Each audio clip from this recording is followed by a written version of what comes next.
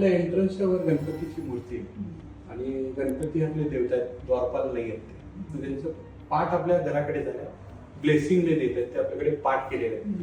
त्यामुळे आपल्या घराच्या मेन एंट्रन्सवर कुठलीही देवतांची मूर्ती, फोटो आपल्या घराकडे पाठ करताना नसावेत आणि ते द्वारपाल नाही आहेत. त्यामुळे आपण त्यांना मंदिरात ऑलरेडी पुजलेले आहेत, तर त्यांना इथे ठेवणं अभिप्रेत नाही.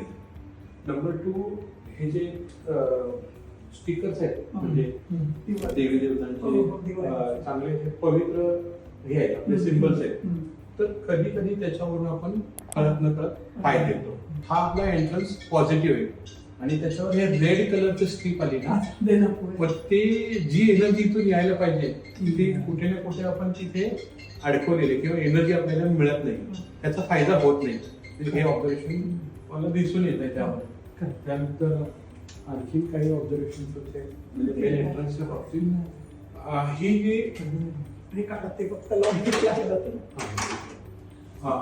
हे शुभ लाभ स्वस्तिक हे एकदम चांगली गोष्ट आहे आणि आपण नॅचरल मटेरियलने काढलेलं आहे, त्यामुळे याचा फायदा आपल्याला होतो. घरावर हे म्हणजे आपण एंट्रन्स एंट्रीमध्ये करताना नॅचरल मटेरियल मध्ये काढलेलं केव्हाही चांगलं. तर इथून आपल्याला हे गणपती आणि हे स्ट्रीप्स